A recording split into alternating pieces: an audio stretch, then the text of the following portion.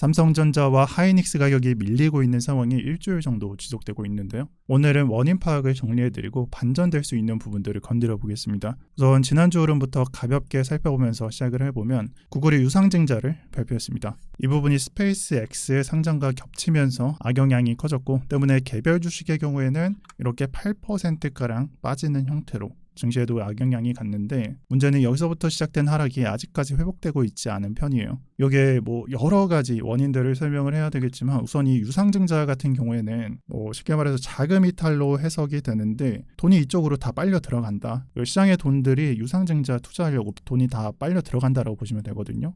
당연히 주식을 매수하는데 이런 돈들이 쓰일 거고, 이 돈이 주식으로 간 게 아니기 때문에 주식 입장에서는 반갑지 않은 겁니다. 문제는 이런 유상증자, 스페이스X 상장의 경우 두 가지로 끝나는 게 아니라 메타도 좀 검토를 하고 있다라고 알려져 있고, 요즘 AI 주식들 상장을 한다 이런 소리들이 많잖아요. 그런 트렌드로 보시면 될 것 같아요. 자금 조달의 경우에는 유력 후보로 지목되고 있는 게 메타, 그리고 아마존 마수가 있는 편입니다. 그리고 뒤에서도 제가 말씀드리겠지만, 지금 말씀드리는 구글, 특히나 구글의 경우에는 의심할 여지 없죠. 그 누구도 이러한 기업들의 현금 흐름을 의심한 적이 없었기 때문에 시장 이런 부분을 단기 적자 상황으로 해석하고 있다, 과대 해석하고 있다라고 저는 생각하고 있고요. 일단 상황 자체는 이렇게 흘러가고 있기 때문에 영상 초반엔 상황 판단부터 하고 넘어가도록 할게요. 그 다음 나오는 게 마이크론과 하이닉스인데, 제가 미장 상황이 국장에 직결적이다라는 설명을 위해서 3번을 추가했습니다. 예를 들어서 AI 또는 AI 인프라, 반도체, 메모리 등 현재 주도하고 있는 산업들은 미장과 동일하게 흘러간다. 예전 같은 경우에는 약간은 달랐을 수 있어요. 하지만 AI 인프라 사이클에 들어와서는 거의 분신술을 쓰고 있는 것처럼 미장과 국장이 분신술을 쓰고 있다, 이렇게 느껴지고, 대표적인 게 국장의 하이닉스, 그리고 미장의 마이크론입니다. 마지막에 있는 삼성을 제외하고 보면 거의 똑같죠?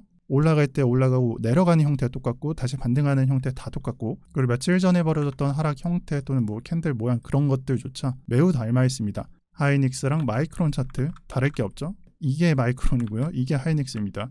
궁극적으로 그래서 하고 싶은 말은 이거죠. 미국 상황이 곧 국장이 직결된다. 그래서 미국 상황을 지금 해설하고 있는데 사실상 국장을 해설하고 있는 것과 똑같습니다. 그래서 열심히 봐야 된다라는 말씀을 드리고 싶고, 여기에 대해서 트럼프가 현재 상황에서 여러 가지 말을 했는데, GPU 인플레이션, AI 기업 매입, 또 그를 통해서 배당안까지 꺼냈었는데, 이런 AI 배당안의 경우에는 제가 기억하기로는 올해 초 1월 달에 히토리와 양자 컴퓨터 기업 매입이 있었고, 다시 이번 달에 매입 얘기가 나오는 건데, 이 세 번째 트럼프가 염려한다는 게 도대체 뭔 소리냐. 선거철에 이런 말들, 아까 말씀드렸던 GPU 인플레이션 모두 포함해서 선거철에 주가가 내려가는 걸 방어한다 또는 되살린다라고 해석이 됩니다. 그래서 오늘까지 상황이 좋지 않은 편이라고 생각하시면 되고요. 문제는 지금까지 설명한 부분들이 하나만 발생한 게 아니라 똑같은 상황에서 동시에 발생하고 있다는 부분이에요. 그리고 이에 더해서 가속화하는 일들이 일어나고 있다는 건데, 예를 들어서 스페이스 X 상장의 경우에는 블랙홀이라는 말이 나올 정도이고, 그리고 우리나라의 경우에는 이 6월 달 초부터 지금 현재까지 환율이 또 올라갔잖아요. 같은 시기입니다. 1,500원부터 1,550원까지 이런 식으로 올라간 걸 보고 있는데, 이런 환율에 대한 결과값으로 50원 올라갔다, 3% 올라갔다 이런 부분보다 현상에 대해서 생각해 볼 필요가 있어요. 외국인이 이탈했다, 환율이 올라갔는데 왜 외국인이 이탈했냐, 이걸 단순하게 생각을 해보면, 우리가 한국인이 아니라 달러를 쓰는 외국인 입장에서 국내 주식에 투자했는데 환율이 올라갔대. 그럼 당연하게 환차손 발생하거든요. 즉 내가 달러로 들고 있었으면 이득을 받는데 주가도 내려가고, 두 번째로 환율도 손해를 보고 환차손 발생하고, 그런 상황이기 때문에 이 외국인들이 주식을 팔고 나갔다, 달러로 바꿔서 나갔다, 이런 해석이 가능하고요. 아니면 반대로, 애초에 반대로 외국인이 팔고 나갔기 때문에 환율이 올라간 거다, 이런 그림으로도 해석할 수 있습니다. 왜냐하면 달러 인덱스가 이 시기에 1%가량 올라갔는데, 이 환율 같은 경우에는 단순 계산해 보더라도 3% 올라갔잖아요. 보통의 경우에는 거의 동일하게 올라가거나 아니면 심하면 한 1.5%까지 올라갔는데, 지금의 경우에는 2%나 차이 나는 상황이기 때문에 방금 말씀드린 외국인이 팔고 나가기 때문에 올라갔다라는 해설 또한 가능합니다. 방금 설명드린 외국인이 팔고 나가서 달러가 올라갔다라는 그 반대 가능성도 열리게 되는 거고요. 뭐가 맞다, 저게 맞다 이런 부분보다 지금 환율이 올라가고 있는 상황에서 해석을 해보면 외국인이 이탈하고 있다라는 부분이 중요한 겁니다. 즉 영상 초반에 말씀드린 현재 시장 상황에서 이 부분이 가속화되고 있다는 거예요. 달러 환율 올라가고 외국인 이탈한다라고 해설이 가능하고, 그리고 더욱더 가중시키는 게 있다면 레버리지들은 하락 같은 변동성을 가속화시킬 수밖에 없습니다.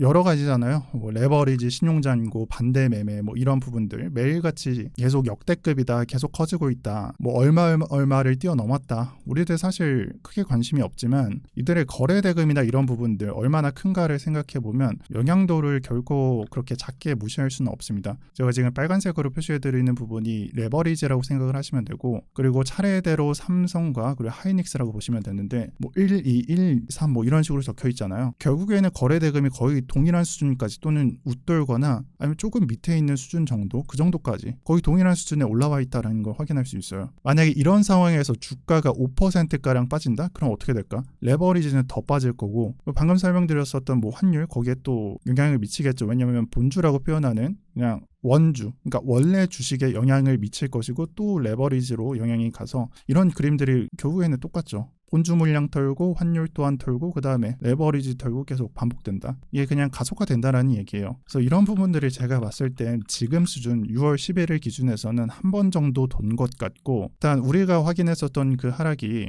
첫 하락 영향은 지금 수준에서 마무리되는 그림을 그리고 있다라고 해석하고 있어요. 그리고 여기에 추가적으로 나올 이슈도 아직은 없는 편이고요. 그러면 지금부터는 어떤 부분들이 시장에 반전을 줄 수 있냐라는 부분을 말씀드릴 텐데, 저는 여러 가지 이유가 있지만 세 가지라고 해석을 합니다. 그냥 주가가 계속 내려가는 것뿐만 아니라 반전되고 또 상승을 하고 이게 계속 돌고 돌기 때문이죠. 그래서 첫 번째는 미 금리나 세이나 트럼프 압력이라고 제가 적어놨잖아요. 잘 생각해보면 이 트럼프는 제롬 파월한테 멍청이, 뭐 스튜피드 이런 걸 직접적으로 말할 정도로 금리 인하에 대한 주장이 엄청 강한 인물이에요. 시장을 너무나 신경 쓰고 있고, 그래서 이번에 새로 오는 페드 의장한테도 똑같이 압박을 했는데 결국에는 이런 말을 한 거거든요. 미국은 낮은 금리로 성장을 했고 금리는 올릴 필요가 없다. 금리를 오히려 내려야 된다라고까지 했습니다. 즉 시장에 지금 컨센서스가 올라가냐에 대해서 겁을 먹었다면 아니다, 올라가는 거 아니고 금리가 동결이거나 인하에 대한 여지를 주는 것만으로도 반전될 수 있다라고 해석을 할 수 있고, 이게 첫 번째 부분이고요. 그리고 여기에 대해서 어제자에 주요 AI 기업들 인사들과 백악관 회의를 가져갔는데 여러 가지 뭐 얘기를 나눴겠죠. 근데 거기서 제가 국부 펀드에서 뭐 배당을 치겠다라는 부분을 좀 논외적으로 좀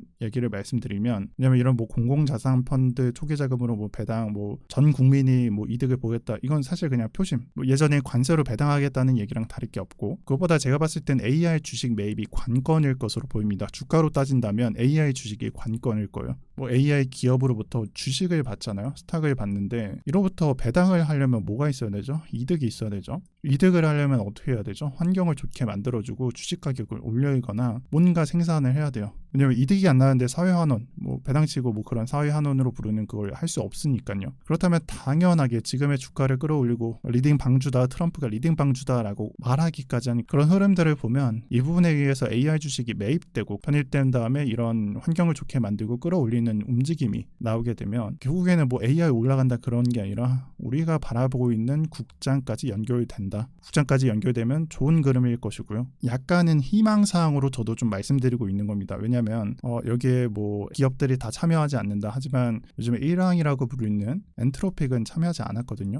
그리고 다른 기업들 소식은 아직 전달되지 않은 편이고요. 이 소식의 경우에는 10일, 현재 시간 10일로 진행이 됐는데 이 결과값이 나오는 건 이번 주일 것 같습니다. 아니면 당장 오늘이 될 수도 있는 편이고요. 뭐 엔트로픽도 참여 안 하고 다른 기업들 공개적으로 의견이 나오지도 않았는데 아마 좋은 결과값은 나오진 않을 것 같아요. 제가 봤을 때. 근데 이런 부분들이 1차에서 끝나는 건 아니거든요. 1차에서 불발되고 2차까지 이어지는 경우 엄청 많으니까 기대해볼 만하다라고 보셔도 좋고요. 그리고 마지막 세 번째는 그럼에도 불구하고 이렇게 장 상황이 안 좋음에도 불구하고 수요는 끊기지 않는다라는 부분입니다. 지금까지 설명했던 부분, 해외장이나 뭐 그런 것들은 외부 요인이라는 거예요. 하지만 국내의 입장, 국내 기업 입장에서는 다르거든요. 현재 우리나라 삼성 하이닉스가 생산하고 있는 부분이 수요가 없냐? 수요가 없는 게 아니고 모든 기업들의 생산을 소화할 수 없을 정도로 수요가 탄탄한 상태입니다. 지금 상황에서 제가 봤을 때는 해외 주식들이 이렇게 내려가고 있죠. 이거는 뭐 AI 버블이 끝났다라는 소리가 아니라 AI 인프라에 투자를 해야 되니까 이득이 이만큼이고 평소에 지출이 이 정도였는데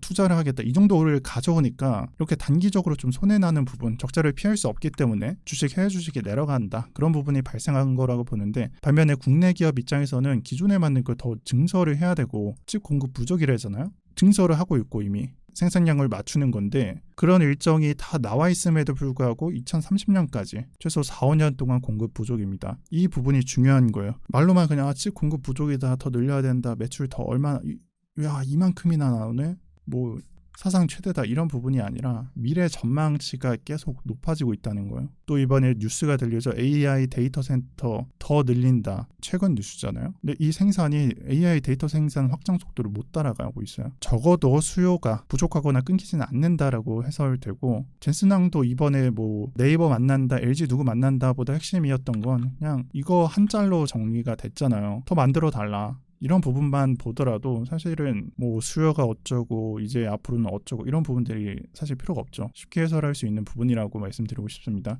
결국에는 돌고 돌아서 결론까지 왔습니다. 왜 빠지는지 아니면 어떻게 올라가는지 이 부분을 순서에 맞게 정리를 해봤고, 저는 현재 그림이 방금 설명드렸던 인프라 투자로 인해서 단기간 빠지는 기간이고 이후에 나오는 이 부분이 이막이라고 생각을 해요. 다만 약세장의 경우에는 지금은 뭐 그냥 잠깐 끝날 것 같지만 한 달 정도 가져갈 것 같고, 그동안 준비를 좀 잘 하시는 걸 추천드려요. 우리가 주식을 투자하다 보면 사이클이라는 걸 경험하게 됩니다. 대부분이 경험했듯이 불과 한 5, 6년 전에 코로나가 있었고 2000년 닷컴 버블이 있었죠. 뭐 예를 들어서 닷컴 버블에 주도하던 섹터가 이런 식의 닷컴 버블 섹터가 실제로 이렇거든요. 이 주도하던 섹터가 하락을 했을 때 다른 주식으로 사이클이 바로 변경됐냐? 아닙니다. 한 번에 그냥 시장이 잠식됐어요. 그리고 지금까지 사람들이 걱정하는 게 사이클 지금 여기에 도착해 있는 거다라고 말을 하는데, 아니요, 이 진행 과정을 봐야 돼요. 지금 표시하고 있는 1998년부터 98년 이쯤이고 99년 부분, 그리고 2000년 초반 부분, 그 부분을 봐야 됩니다. 시간적으로 99년도랑 그리고 2000년도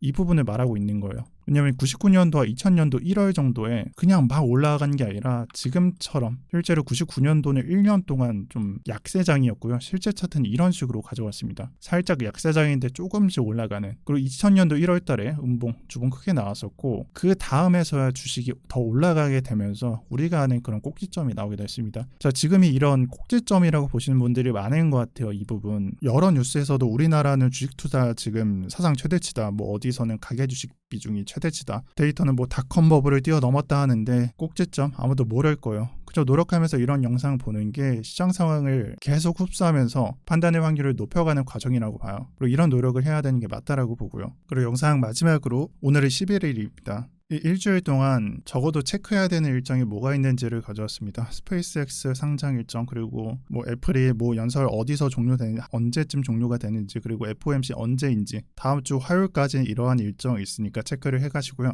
저는 다음 영상은 FOMC, 아무래도 새로운 회장의 첫 연설 그리고 첫 등장이기 때문에 그 인터뷰를 토대로 영상을 준비해 오도록 하겠습니다. 도움이 되셨다면 좋아요나 구독 한 번씩 눌러주세요. 생각보다 많은 힘이 될 겁니다. 제 영상은 여기까지입니다. 시청 감사드립니다.